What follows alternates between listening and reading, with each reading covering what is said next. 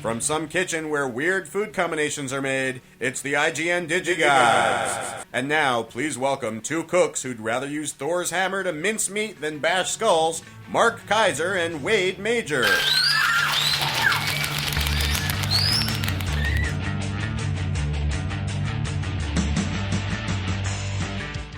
Speaking of which, you haven't fed me anything in a while. Get on that, will you? Because I'm redoing my kitchen, which know. has taken over a month. But it's looking good. Yeah, but it's looking good. You're getting a real chef's kitchen vibe. I spent $4,000 on an oven. I think that's wonderful. Ask me if I have $4,000. Do you have $4,000 to spend on an oven? Not really, and I haven't gotten the credit card bill yet. And when I do, it might go right into the trash. And when it goes into the trash, it'll be like it was never sent to me. Isn't that wonderful that you can do that? Yes. I enjoy that. $4,000 on an oven. Yeah. A Wolf gas range. A lot of money. You know, you should pause between the words wolf and gas. You should say it's a Wolf gas range. It's a Wolf gas. You don't want. You don't want. Yeah. You don't like. The pause has to be in the right place because otherwise it'll sound like coyote urine, which I actually just bought, by the way. You know, I bought coyote urine pea shots. Huh? I bought coyote urine pea shots. What? I did. What does that mean? What is that? What? Well, first of all, are you familiar with the whole? People love this. This is all about DVDs and Blu-rays and animal urine. Are you familiar with the fact that you can buy like coyote urine and bobcat urine and badger urine and fox urine? Are you familiar with this? No. For what purpose would you do that? To keep vermin away. Oh. I thought you meant for yourself, like you inject yourself. Oh with yes, it or no, something. it's my new aftershave. I'm seeing how it goes over. No, it's to keep vermin away, because I actually, believe it or not, I had a problem with. Well, here we've had problems with both cars because both cars are parked outside. By the way, the fact that you didn't inject it or drink it makes this story way less interesting. No. You see, at one point, Christy's sister was in town, and she got into the car, and she's like, oh, what did you guys leave in here? Did you forget some food in here? And it turns out that a rat had crawled up through the wheel well and snuggled up inside the air conditioning compressor, and as soon as the air conditioning was turned on, it pretty much destroyed the little guy, and then he rotted, and it just stank up the car. So that cost like $100 and some to get the thing removed, and none of the guys at the mechanics wanted to actually remove it because it's gross, right? And then my car, I have this feature on my car where it's like the headlights will like turn when you turn at night a little bit. I have that same thing. Yeah, it's kind of cool, right? Right. But by the way, my oven has that too. Yeah, it's a $4,000 oven. Did I tell you that? That's great. Thank you. And it's kind of useless, but it's sort of cool. You know, you can. No, it's cool. For you where you live. Yeah. Where there's a lot of like hairpin turns, and you want to kind of get a sense of what's just beyond that curve. Yeah, it's a good deal. Okay, sure.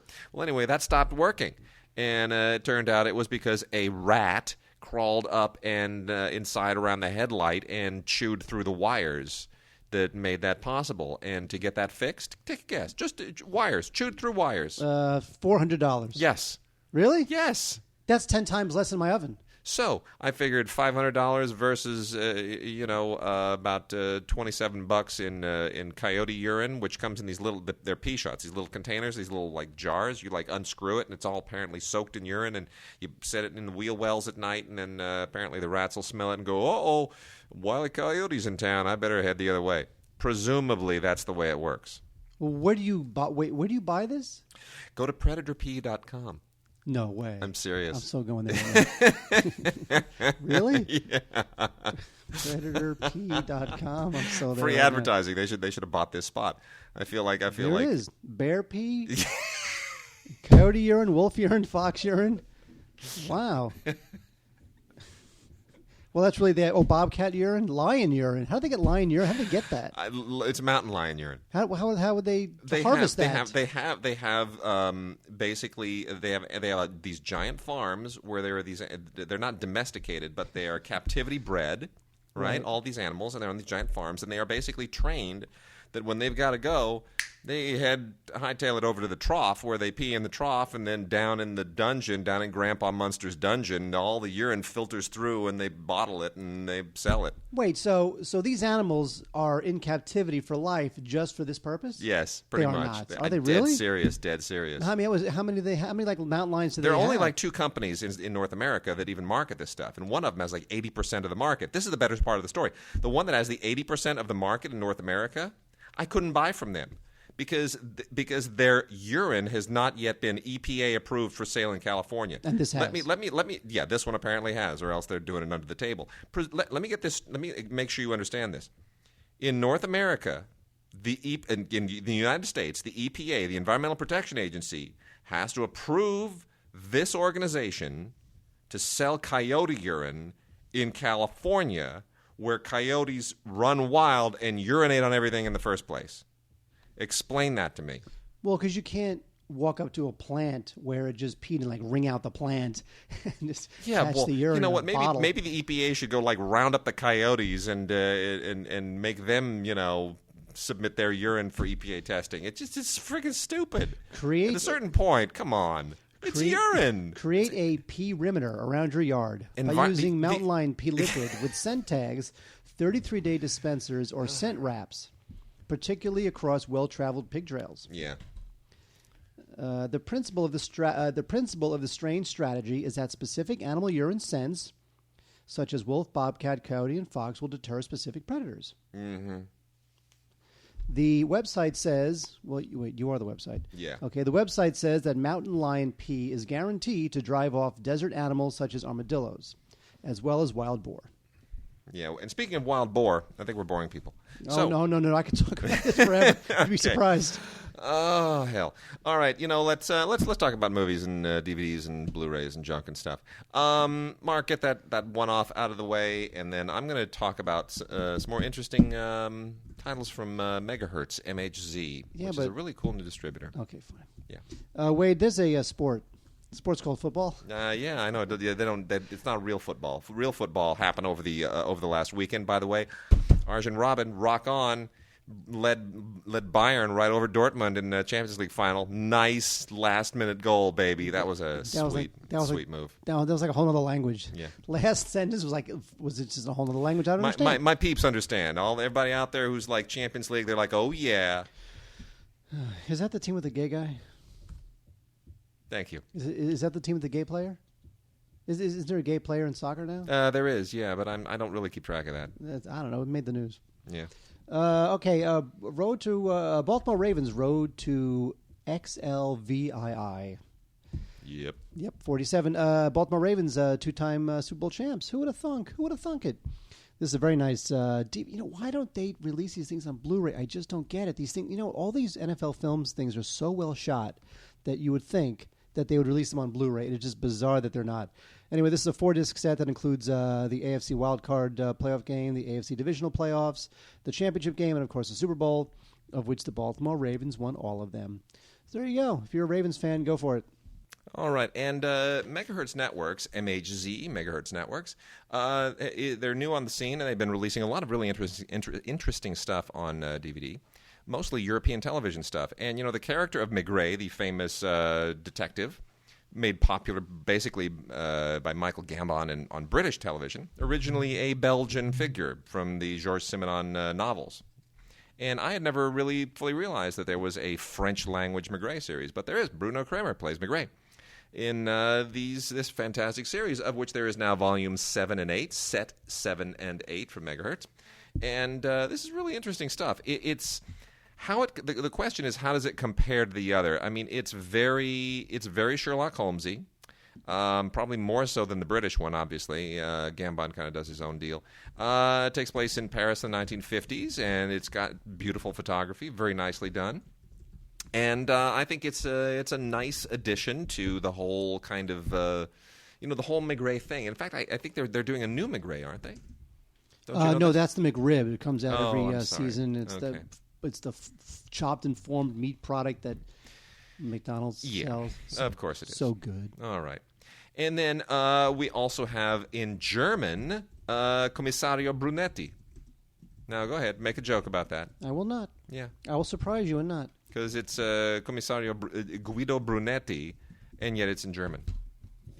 Do you have any explanation for that? Can you account for that, Mark? No. Okay. Can you account for the fact that you bought whale urine, whatever you bought? Whale urine? Wow, that would be a trick. That would be a trick. I would love to see. Do you think there's video on YouTube of whales urinating?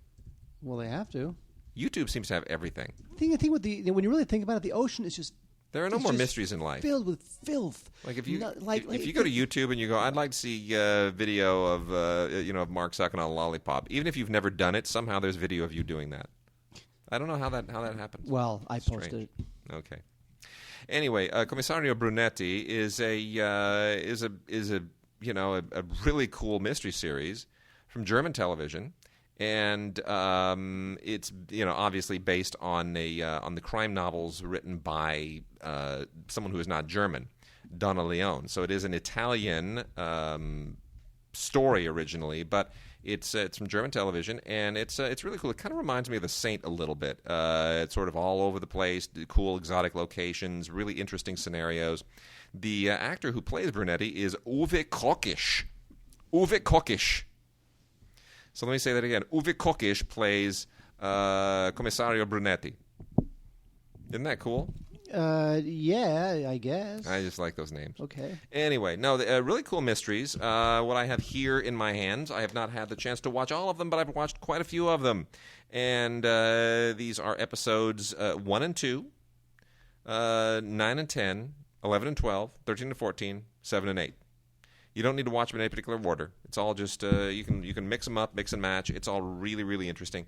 There were a couple in here that I really, really enjoyed. The one is Uniform Justice, which is episode 10, which I thought was really, really, really, really, really well written. And then over here, Blood from a Stone, episode 14, which is really cool. It's very Euro. It's all in sunglasses and handbags and cool knockoff goods, and there's a whole thing. It made me feel like I was in southern France again, where all the African guys were always opening their wares. Did you ever experience that in Cannes with the African guys? It's the greatest thing in the world. I have not. Oh, these guys in their full-on African robes, carrying around these giant suitcases, and they'll walk up and they'll speak to you straight up in English and be like, "Oh, do you want to buy some sunglasses?" And they open it up and they got sunglasses and watches and deeds to chateaus somewhere in Belgium. It's fantastic. Well, see, that's what they used to do. Now they break into hotels and they steal millions of dollars worth of jewelry. Yeah, it was a weird Cannes Film Festival. You know. read about that? Yeah. I did. $1 million. $1 million worth of jewelry just stolen. Yeah. And some guy pulls out a gun on Christoph Waltz during an interview or something. I know. No, the gun fired. Christoph Waltz took a dive for the floor. He thought Quentin had shown up and was shooting a new movie. Anyway, and also available are episodes 3 and 4, 5 and 6, 15 and 16, and 17 and 18, which I intend on getting to very, very soon. So they're fabulous. 2 episodes per shindig. And then I talked previously about Wallander, Henning Mankell. Henning Mankell's Wallander. This is Swedish, and the Swedes always do great TV. And as far as this whole Euro detective thing, Wallander is pretty great too. Really nicely done, very well written, high production value, and it's got that really cold, chilling, kind of sweet. It's like a girl, the girl who kicked the hornet's nest kind of vibe going here. Really, that's cool. Yeah, some of that stuff. Some of it is really gruesome. Like this episode Before the Frost is really, like a Bible is left at every single crime scene, and it's really how about something like really this? Freaky. How about something like that? Are you still? What are we looking at? Granite? Well, it's hard to tell because it's just a photograph, but I like this one. But it's really expensive. Okay, fine. And then also the complete series of Detective DeLuca. Now, I love the tagline on this. Mark, I'm going to let you read it right off the box. Tagline. Read the tagline. The complete series. Well, no, thank you. There are 4 episodes here. It's only 4 episodes in this series. But read the tagline. He's not fascist. He's not partisan. He's just a cop. Yeah. Okay. I love it. So? Fabulous. No, it's set during the Mussolini period, and Detective DeLuca is this is actually Italian. This is actually in Italian as opposed to Brunetti. And 4 episodes here, terrific show. I mean, I wish there were more, but I thought it was totally enjoyable. I love the whole kind of fascist setting. It's thoroughly enjoyable. And then lastly, the last installation here is Blood of the Vine, starring Pierre Arditi, who is just absolutely wonderful. Pierre Arditi is a fantastic actor. This is seasons 1 and 2. And you know what? You don't even know what it's about. This is just, here he plays a wine expert. Forget about it. Doesn't matter. It's very French. This guy looks like a total Parisian badass Pat Summerall. Yeah. Who just passed away, by the way. Anyway, he's a wine expert who basically is a cop or he's a detective. But it's a silly. Who cares? It's silly. It's totally silly. It's like they pick two things out of a hat. Yeah, it's profession and hobby. Well, you know what it is. It's kind of like Murder, She Wrote, right? She's a novelist, but occasionally she'll moonlight as a detective. Now, at least there she writes crime novels, right? Your phone is on or something. It's buzzing in my ears. Huh? Where's my phone even here? It must be, unless it's my phone. Maybe it's your phone. Don't stop the recording. I won't. Just have to deal with it. I don't even know where my phone is, frankly. That's how professional we are. Anyway, Pierre Arditi, he's a wine expert, but he also solves crimes. It's great. Never mind what it's about. The Pierre Arditi is just an awful lot of fun. Seasons 1 and 2. And that does it for all the megahertz titles. Honestly, truly, God. You know what? But here's the thing: foreign language television is not a big seller on DVD necessarily because most foreign language shows are crap. And Megahertz Networks is doing a great job of digging this stuff up and finding these really cool shows and making a brand of it. And they're doing what I think a lot of companies don't do, which is they make themselves a brand. Like for example, Image Entertainment, Image on DVD. What's Image's brand? TV shows. Just a whole bunch of stuff. That's what it is. It's a lot of stuff. We release lots of DVDs. That's their brand. I mean, there's no like personality to it. Megahertz Networks, total personality. And Shout Factory, total personality. Absolutely, total personality. I love it. I dig it. All right, let's blow through some music, Mark. Ringo with the Ryan. Now, Ringo Starr, he was part of a band, Wade. Yeah, I know he was. It was a band called the Beatles. Yep. And there's only 2 surviving Beatles left. Yep. Very sad. Yep. Anyway, Ringo Starr is he tours every once in a while. His son actually he made Caveman. He made Caveman. Yes, he did. And I like that. His son Zach Starkey is also kind of a session drummer, big time drummer. Anyway, Ringo performed last July 2012 for his birthday, and it was a great lineup. And that lineup and that concert is dedicated to the one you love. Wait, what is this? No, I'm just sorting things out. So never mind. Okay. He's committed to DVD in something called Ringo at the Ryman. Now, the Ryman is a very famous, very classic old venue.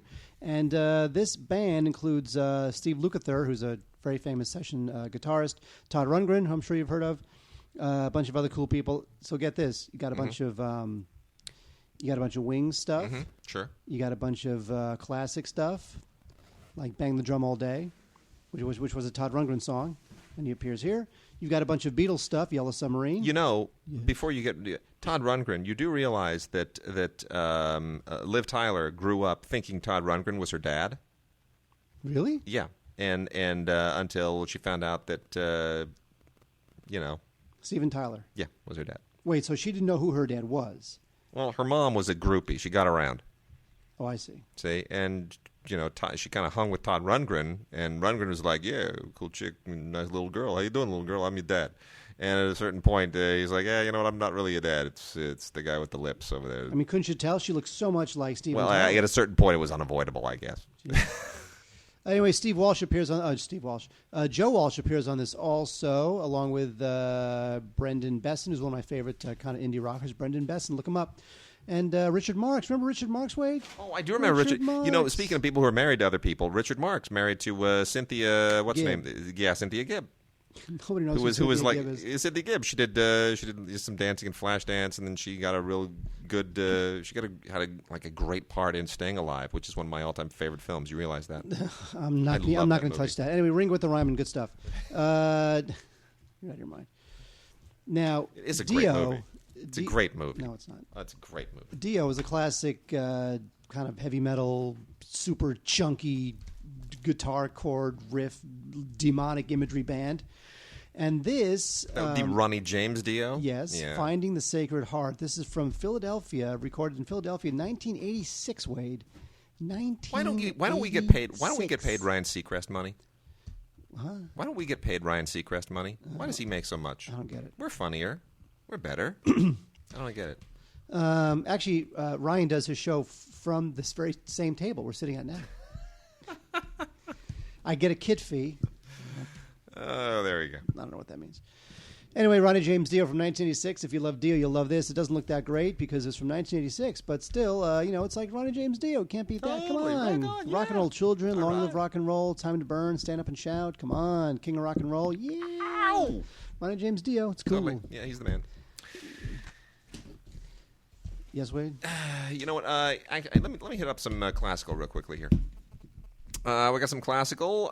The Saint Matthew Passion by Bach. We got two different editions of it, or two different performances. One on DVD, one on Blu-ray. If you are a fan, I highly recommend it. It is beautiful, beautiful. I don't want to say liturgical music, I guess is the word for it. The first one here is the Paris Chamber Orchestra. Directed by Louise Narboni and featuring a bunch of singers that I'm not familiar with. And the other one is the Royal Concertgebouw Orchestra from Amsterdam with the Netherlands Radio Choir and the National Children's Choir. That's the one that's on Blu-ray, and that's the one that I really thought was a big deal. Beautiful, beautiful, beautiful rendering, and it'll just, if you watch both of these and listen to both of these, you'll realize two things. Number one, audio on Blu-ray is a for real deal. Like, Blu-ray makes all the difference in the world. Even though you can get good audio out of a DVD, no comparison. The way it's recorded, the way it's reproduced on Blu-ray, just stunning. And also, the Royal Concertgebouw Orchestra in Amsterdam is pretty great. So that's the one I would recommend, even though you kind of can't go wrong with either of them because it's beautiful.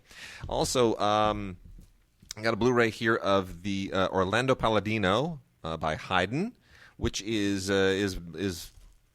interesting. It's a little bit of a strange thing that I was unfamiliar with, and it's a kind of a strange stage production. It's kind of a weird musical drama thing. Not my favorite. I love Haydn, but this thing kind of stretched it a little bit. And there's a co-directed by a British guy and a Persian guy, and it's kind of a weird cross-cultural thing. You like Clannad? I love Clannad. Who? Clannad. They're like that Irish Gaelic Celtic group. Oh yeah, it's wonderful stuff. They're cool. It's really cool. In small doses, but they are cool. It's cool if you want. I can't sit there for 3 hours. But well, cool. if you're like getting ready to go to a Renaissance fair and you're like throwing on your tunic, it's great music to kind of get you ready for it. Anyway, 23 tracks here, all just really, really cool. Recorded January 2011 at Christchurch Cathedral in Dublin, Ireland, and recorded on my birthday of all things. Anyway, really, really cool stuff. Newgrange, Two Sisters, and a whole lot of stuff that has with like Gaelic Irish titles that I can't pronounce, like Tios Herstronyadom and Digas Damson Cranil Nanbul Kleinenil and And then we've got let's see what here. What did we? Ariane, a Barbe-Bleue. This is another piece that I was totally unfamiliar with. This is based on an opera by Paul Dukas. I'm not familiar with Paul Dukas. He's like a 20th century, late 19th century, early 20th century opera composer. And I'm not sure I even really understand the story here, but it's nice music. It's okay. Ariane et Barbe-Bleue by Paul Dukas, who died in the 1930s. And then lastly, this is quite nice. Tarja Turunen and Harus in concert live at Sibelius Hall. Mark, are you still with me? Yeah, I mean, seriously. Okay, well, never mind. It's a Blu-ray and a CD, and it's very Finnish. And Tarja Turunen and Harus in concert at Sibelius Hall. Beautiful Finnish music. Are you finished? I am finished. This? I set you up for that. No, don't say you I don't do anything for you. You didn't know I was going to say that. I'm getting feedback in my headphones again. Okay, you know what? You talk about something. I'll see if my phone is within eye shot. No, I'll take care of it. Let's talk about some classic movies. Are you sure? Now, are people like suffering through feedback on the recording? Yeah, no, I'll fix it. I will. I swear. I'll track it down like a plumber. I'll track it down. I'll track it down. I will. Just talk about those movies because you love those movies. All three of those, I guess you do. I do. Now, Wade, tell us about Twilight Time. And I want you to tell us about Twilight Time for a reason. Go. You go to screenarchives.com to order it because you can't get it anywhere else. Twilight Time's a great company. I know. Philadelphia? They license good movies from the studios who've given up on their library titles. Are you kidding me? I know, right? Blah. There you go. I gotta go track down the source of the disruption in the space time continuum. Hang on. Twilight Time. I mean, God love. I mean, this will be one of their biggest sellers, I'm sure. I mean, Tom Hanks won an Oscar for it, and it's just. I mean, this thing is unbelievable. Why would they do that? Stop that. Columbia Pictures. Oscar-winning movie. Philadelphia broke ground at the time, 1993. It is pretty much the first, big-scale film, big major film starring big stars and a big director that really tackled the AIDS crisis. And this is 93. And Tom Hanks is great in it. And Denzel Washington, of course, I love Denzel Washington, everything he does, plays the attorney who represents him. It's kind of amazing now when we think back and we go, oh, my gosh, Tom Hanks and Denzel Washington in a movie together? How did that not cause time to just stand still? I don't know, but it was. You know what? No matter what you think of anything regarding this issue, you can't deny that Philadelphia is a great movie. Also, Springsteen won an Oscar for his song. I gotta say though, I didn't think Tom Hanks deserved Best Actor that year. I think they gave it to him just because they figured, oh, geez, Tom Hanks finally made a really, really serious role. Better give him an Oscar because he may not do anything that's worthy of an Oscar again. Well, he also plays a homosexual man with AIDS. I know, but it's a very kind of give me an Oscar kind of a role, and there were better performances that year, and there were more deserving nominees in that category. But then the following year he did Forrest Gump, and they gave it to him again. So there you go. And now look at him. And he hasn't been nominated since. Aw. Although the new Paul Greengrass film, Captain Phillips, whatever it's called, looks really good. Yeah. He plays the captain of a ship that was invaded by the aliens. By the Nigerian pirates. The guy, the Sumatran pirates. I know what you're talking about. They're in the Horn of Africa. Those guys, Somali pirates. Yes. Yeah. What's wrong with us? I don't know. Isolated score track, audio commentary. Sumatran pirates. Did you like how I went to Sumatra? Yeah. I don't know where that came from. I don't know. It sounds like some Star Trek planet. That's fabulous. Anyway, good stuff. Philadelphia, got to get that. Can't not get that. Now, I am a huge fan. I don't know why Wade is not a huge fan of Medium Cool. Because it's just freaking groovy ass 60. I will give it another. I'll give it another chance. I haven't seen it since I saw it projected. Yeah, it's 25 years ago, and I was like, "What the hell are you doing to me, Haskell Wexler? Lay off the acid trip, dude, bro. What is up?" This is a fascinating hybrid film. This was directed by Haskell. Oh, it's high, all right.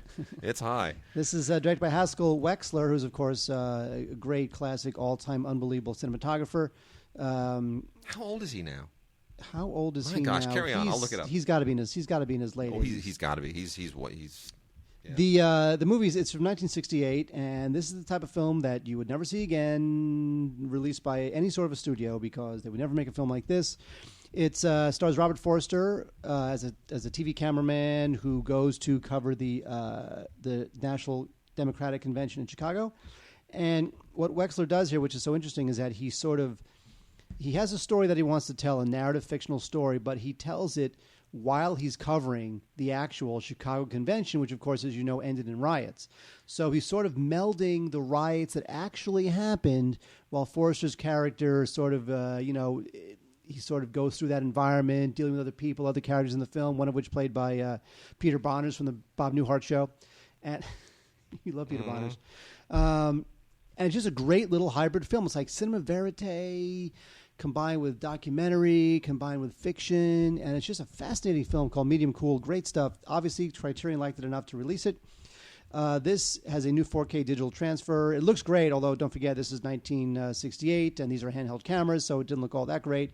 It's got a monaural soundtrack. There's a new interview with Wexler, who's like 1,000 years old right now. Wade's finding out for us.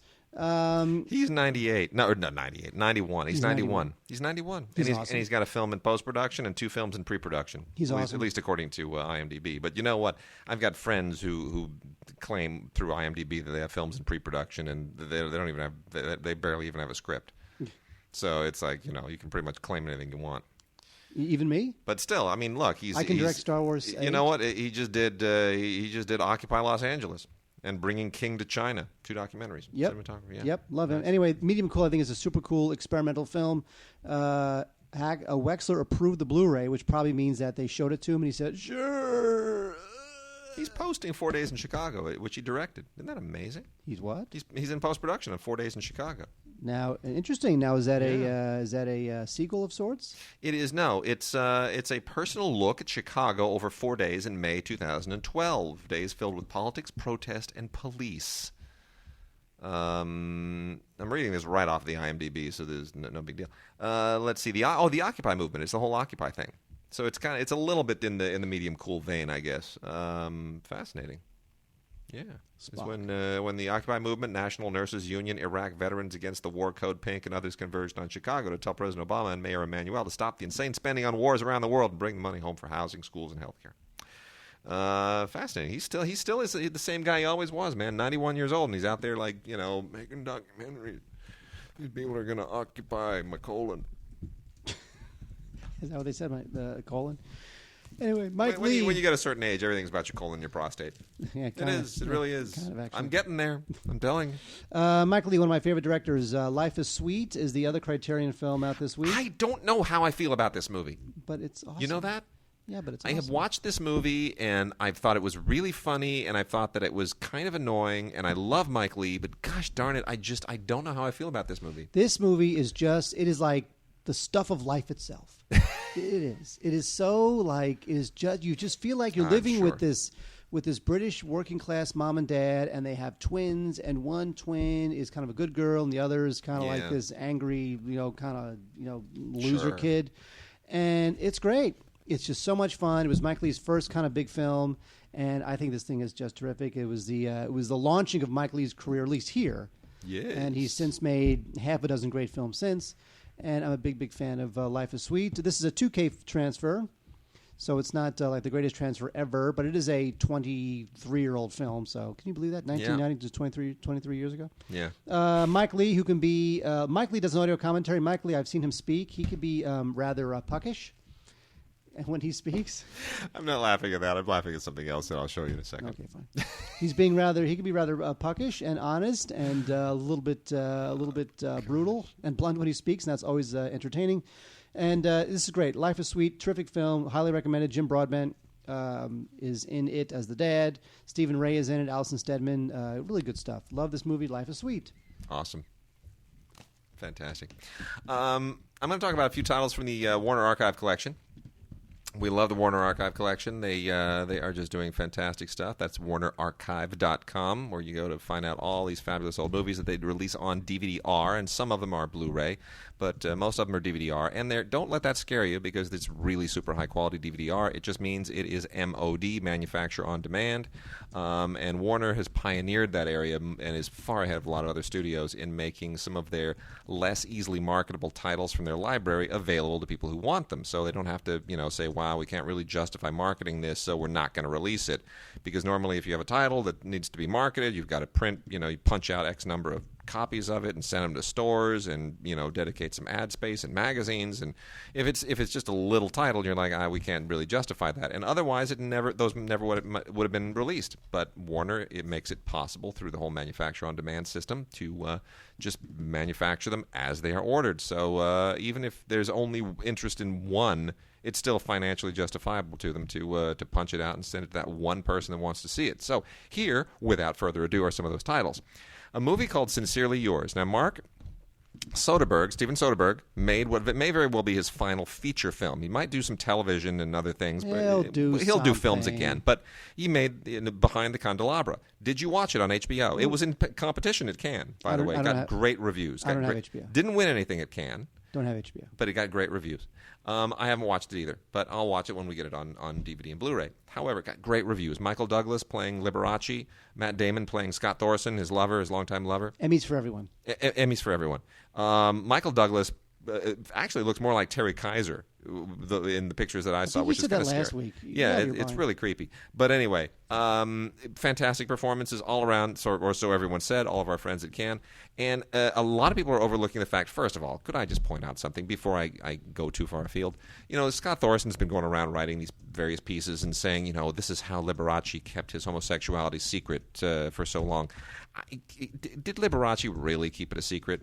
I mean, my mother, when I was a kid, that's how I found out what homosexuality was. My mother was like, "Oh yeah, the Liberace, he likes men." I was like, "What do you mean he likes men?" Well, it's like, you know. I said, "Does everyone know this?" She's like, "Well, you know, everyone knows it, but everybody pretends that nobody else knows it."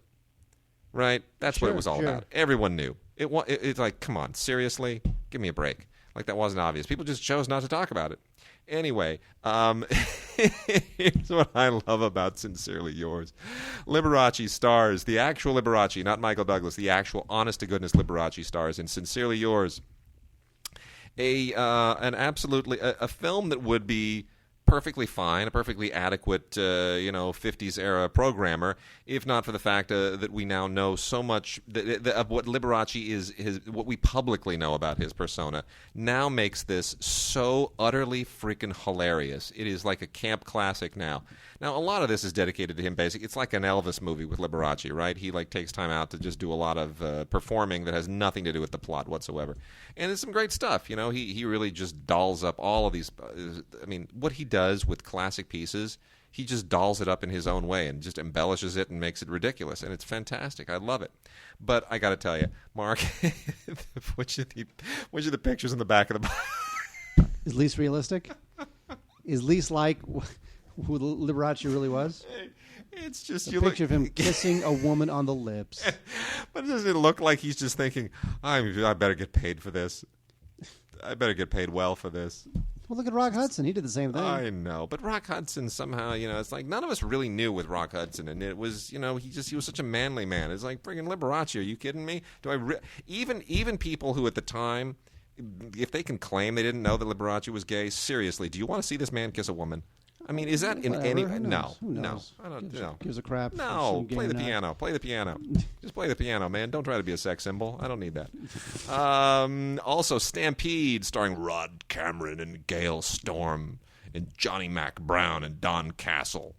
Aren't those great names? They don't make them like that anymore. I know, they just don't. Like we had a Western today. It would star, Steve Jones. It would star like Butterfly Stevens, Amber and like Amber and Brittany. Ridiculous. Anyway, no, this is a perfect old cattleman Western that just really is otherwise totally undistinguished, apart from the fact that Blake Edwards was involved, believe it or not. Blake Edwards co-wrote the script and co-produced the film, and it is in no way even remotely like any Blake Edwards movie you've ever seen. But it is significant because Blake Edwards, did some jobs for hire like that every once in a while. The Monogram Cowboy collection is out now in Volume 6. 6 more of these Monogram programmers. Nothing particularly spectacular here. Silver Trails and Brand of Fear, Range Renegades. These were a dime a dozen back in the day. This is an interesting series. Warner Brothers keeps popping them out. The Secret Garden. Wonderful story. Young Dean Stockwell is noteworthy in this. I think the more recent Secret Garden, which was directed by, was it Alfonso Cuarón who did the more recent Secret Garden, or was that Little Princess he did? I always forget. No, he did Little Princess, and it was Agnieszka Holland who did the Secret Garden, the more recent one. Okay. I think so. Anyway, just going off of memory there, I think that's a better one. But anyway, this is still quite good and quite enjoyable in that old Hollywood studio kind of way. Directed by Fred M. Wilcox, who was not exactly top tier at the time, but nonetheless, it's a wonderful, heartfelt adaptation of the Frances Hodgson Burnett novel. With Margaret O'Brien and Herbert Marshall, but I think more noteworthy because Dean Stockwell is in it, doggone it, and I like Dean Stockwell because Dean Stockwell played Howard Hughes in Tucker. you know. Tucker Man in His Dream. Yes. Smucker's Man in His Jelly. Popeye the Sailor, the 1960s classics, Volume 1. Thank goodness. I love all of the Popeye stuff from the 1930s Popeye stuff, the original Popeye stuff. Sure, great Lots stuff. of fun Classic. because you can't ever really understand what he's saying because I guess they couldn't sync up the audio with the animation very well. But the stuff I really grew up with was the stuff from the 1960s. And the original Popeye stuff was all from the Fleischer Studios, and then it was like King World or whatever who did it later on. And now this is all over there at the Warner Archive collection in the Warner Library. There's 72 episodes here, and I thoroughly enjoy this stuff. It's got that cool kind of vibe from the 1960s, that the 1960s artwork and the garish colors and the kind of the weird curvature and the way the characters move. It's just very, very different from the Fleischer stuff, and I think it's great. I thoroughly enjoyed it. So I look forward to the rest of this coming out soon. This is long overdue. No, wait, I'm about to waste everybody's time for 2 seconds. Yeah, go ahead, do it. I know that when you were a kid, you did what I did. What did I do? On weekend mornings. What did I do? I'm not sure if it was Saturdays. I think it was Sunday mornings. I watched Dusty's Treehouse. No, you watched Tom Hatton. Oh, so 3 did. hours. 3 hours every Sunday Actually, of Popeye cartoons with Tom Hatton. I never watched the Tom Hatton Popeye cartoon stuff, but I did watch Tom Hatton's Family Film Festival. Yes. When he'd play that little riff from the Little River Band song. Yeah, I watched so many Jerry Lewis movies that way. Unbelievable. Bob Hope and Bing Crosby and all that jazz. Tom Hatton's still around. He can't be still around. Tom Hatton died. Oh my goodness. He died 80. No, he's still around. Tom Hatton's still around. I could have sworn he died. He was born in 1927. He's 85 years old. Oh my gosh! Really? He's awesome. I could have sworn he died. You know what? He looks just like Tom Hatton. Oh my gosh. The Popeye Show. You know when I first started In reviewing. 1952, he started working as a broadcaster at KTLA, which is Channel 5 here in Hollywood, where I started my career. Later landing the part of a friendly sailor in the station's afternoon children's show, the Pierpoint 5 Club. Hang on. Hatton's show was aired on Saturday and Sunday until 1985. Nice. And Hatton then hosted KTLA's Family Film Festival. And Family Film Festival, he used to have this actual projector. Mm-hmm. And he would turn the projector on, and it would start whirring and clicking, and then they would dissolve to the movie. And I'd be like, and I was a kid, I'd be like, wow, is he really turning the movie on and off with that projector? Wow. Nice. Because I'm an idiot. Nice. Pretty sweet. He's awesome. Awesome. Well, I saw him a few times at screenings when I was first starting out as a young film reviewer.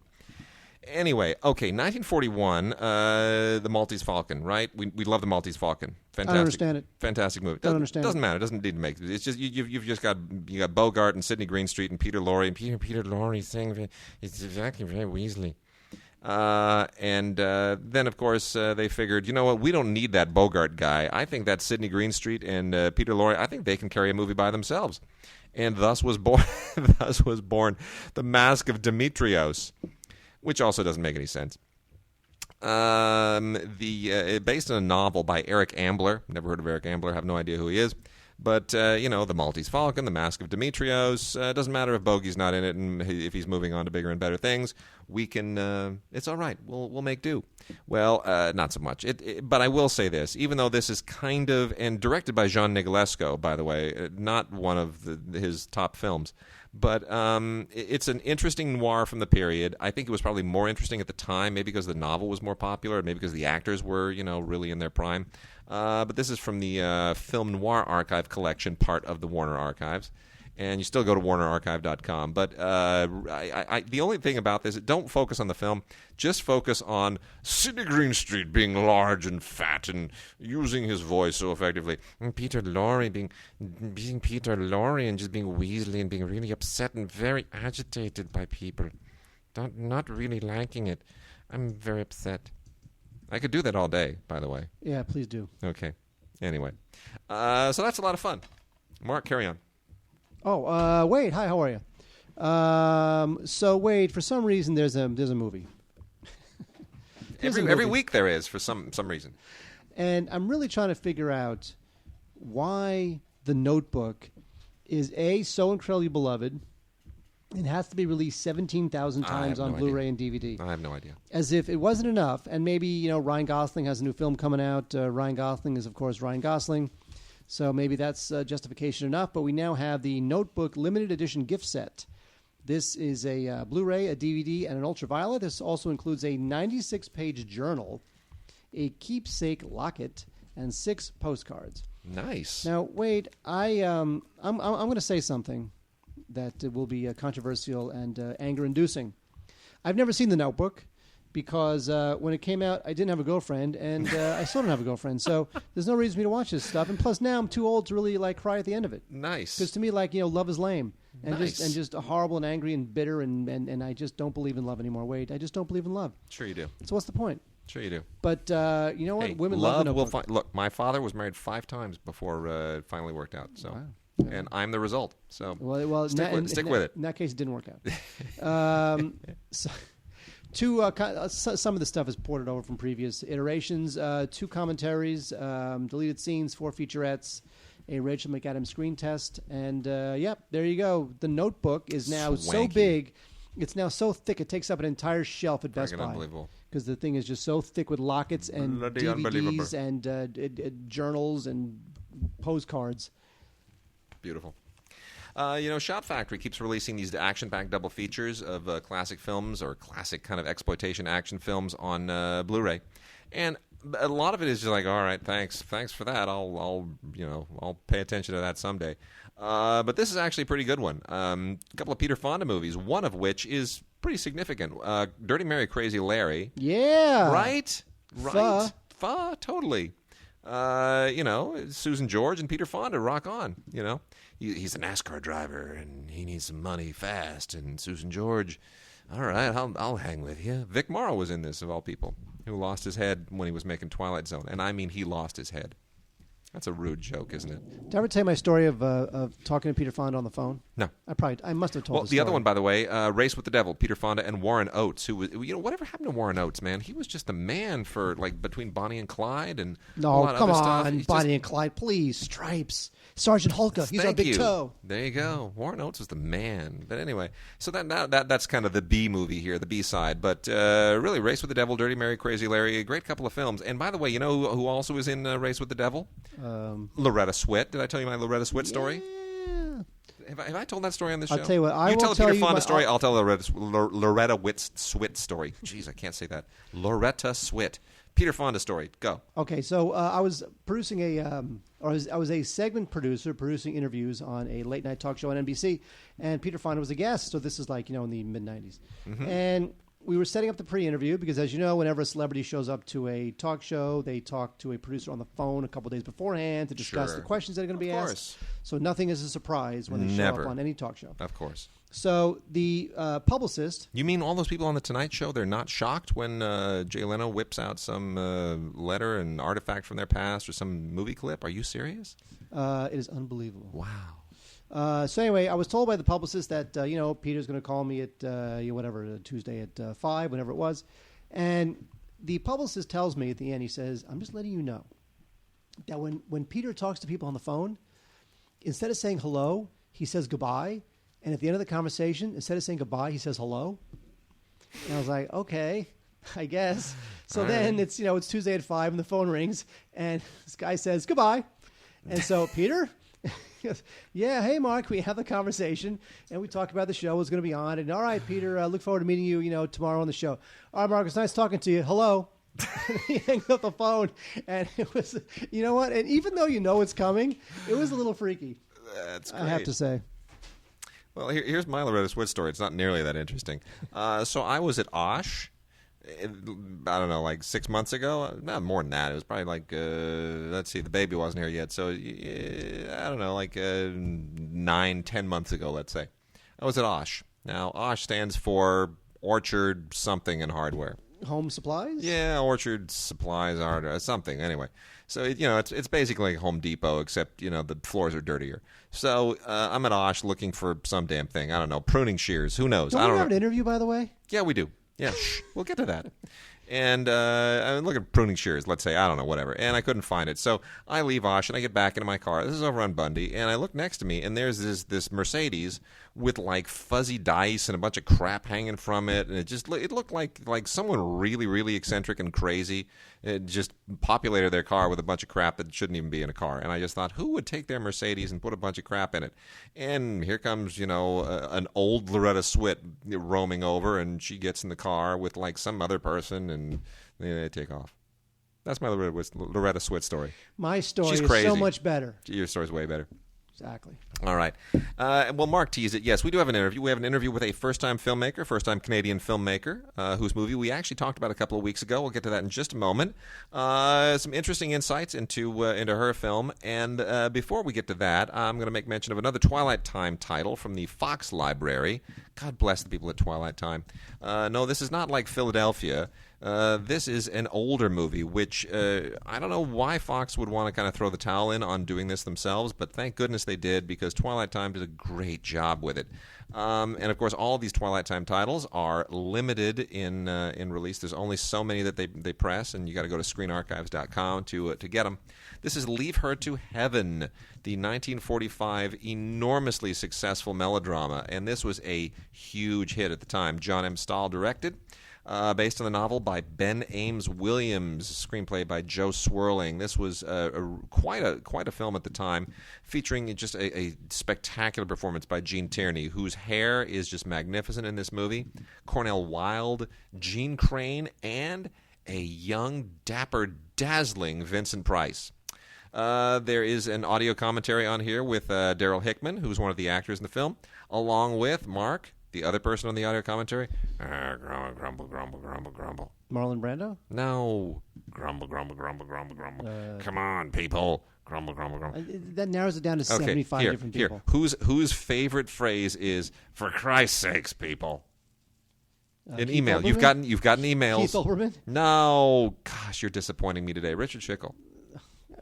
Okay. How many times have we gotten that Lafka email? Everyone will be bitching back and forth, yada, yada, yada, yada, yada, yada, and then suddenly, just like a volcano erupting, Richard Schickel shows up in my inbox.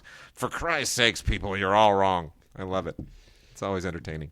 I here's Yes. Wait a second. Here, I just pulled up a Richard Schickel email. So when I Did first you really? did. Yeah. So here you go. So when I joined LAFCA, I wanted to. Don't we have an interview? Yes, we do. When I joined In a LAFCA, moment. and when I joined LAFCA, I wanted to revamp the website, and I wanted to make it a place where people would visit. So I had all the critics fill out a questionnaire, and the questionnaire would be like, what film affected you most when you were a kid, and what was your first printed review, and all that sort of stuff. So I sent it out to everybody, and pretty much 90% of all LAFCA members filled it out and emailed it back to me. Richard Schickel, however, said this. Dear Mark, I cannot imagine spending a day filling out this questionnaire. Life is just too short. Best, Richard Schickel. Oh, wait a second. And then in 2008, I kept these for 5 years. In 2000, I wish I had kept more of his emails. In 2008, we were considering the application of a blogger. Should I say his name or not? Yeah, go ahead. David Poland, whose website, moviecitynews.com, I read kind of every day. I like David Poland. I like his website, and I read his essays. But we were considering his application, which was not accepted, and we were going back and forth on it. And at the time, it was sort of when, internet bloggers weren't really accepted as pure critics. Of course, now they are, so there was a bit of a back and forth on that. And, of course, Richard Schickel ends the whole conversation with this email. Who the hell is David Poland, and why should I care about his LAFCA status? Oh, my goodness. It's a beautiful thing. Okay. That's a fabulous thing. All right. So that is it for classic movies. Now, we do have some new titles this week to talk about. Some of the other major... How long is the show going to be? It's not going to be long. And it's the really good stuff hadn't arrived by the time we recorded this. So we're going to clip in right now with a fabulous interview with a first-time filmmaker by the name of Kate Melville, and her film Picture Day, we talked about a couple of weeks ago. It's a teen film. It's about a girl who is repeating her senior year in high school and just kind of trying to deal with all of the stuff that you're embroiled with at that time of life. And in addition to all of your scholastic problems, you've got all of your other teenage life problems. Anyway, Picture Day was a bit of a big deal at the Toronto Film Festival. The film was nominated for the Discovery Award and the International Critics Award, and this was at the 2012 Toronto International Festival. It got theatrically released in Canada, did not get a theatrical release in the U.S., but it is it's really a really sharp first-time film from a writer-director, Kate Melville, who had a lot of television experience behind her and really imported all of her work from working on shows like Degrassi, which is Degrassi has a whole litany of years and stuff behind it. So here is my phone interview with Kate Melville, first-time writer-director of Picture Day. We are here talking with writer-director Kate Melville about her film Picture Day, and just give us a little sense of the genesis of this film. And there's so many movies about teenagers and coming of age. What made you get to a place where you thought, I can do something totally different, I can do a different kind of a character, and I can set this film apart? Because that's what people have really said about the movie. It stands apart. Give us a little sense of the genesis. The genesis of Picture Day actually began when I myself was in high school, which is low 20 years ago at this point. So I was a writing kid, a sort of dorky, nerdy writing kid, and I originally created two teenage characters for a play that I was writing. And the story behind it was that it was a sort of older girl and younger guy, and she had used to be his babysitter. And now she's repeating her last year of high school, and he'd shown up as a freshman, and they were sort of forming a new friendship and maybe something more. And so I think as a teenager, I understood that 4 years is a generation gap. It's a big gap. And so what I tried to do over the 20 years till I found myself directing it at 38 was to really kind of remain true to that understanding of what it felt like to be a teenager.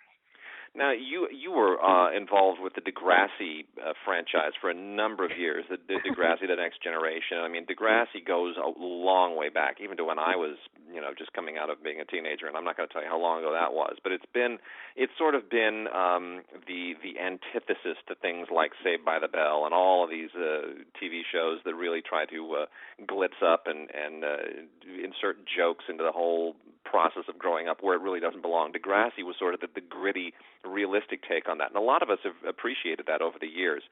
Did you really do you feel like you honed your skills there? Because this is your first feature film.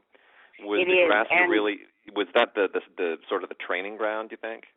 I learned a ton at Degrassi. I think Linda Schuyler, who created Degrassi, really kind of pioneered awkward funny in Canada, that kind of cringy moment where it's so truthful that it's also hilarious. Yeah. And that was certainly an inspiration. Also, I think I took a real inspiration in the shooting of the film from the very beginnings of Degrassi, Kids of Degrassi Street, if anyone remembers, where Linda was working with real kids and working in real schools and on location, and we're a low-budget film, all shot on the streets of Toronto, and give me their feedback. So sure, Degrassi was a great training ground on lots of fronts. And then I think as a staff writer, you really learn about writing for young people, what works and what doesn't. And of course, Spencer Van Wyck, who plays Henry, the babysittee in this duo, is actually a cast member from Degrassi that I stole away for my movie because he was terrific. So funny. Talking about cast, talk a little bit about Tatiana Maslany. Is that how we correctly pronounce her name? It's perfect. Tatiana Maslany, probably most of you would know from Orphan Black, where she plays the many, many clones of Orphan Black. She's a fantastic actress and was a real collaborator with me on Picture Day. We worked together about a year before we shot the script.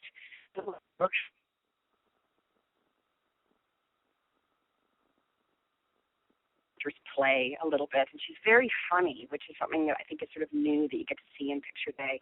So I feel like the character of Claire, who I'm probably most proud of in the film as a kind of fully realized young woman, is very much, I can only sort of take 50% credit for, but her performance has really been quite extraordinary. Well, I mean, she really is a great new talent, and that's saying quite a lot at a time when I think we've had this explosion of new ingenues.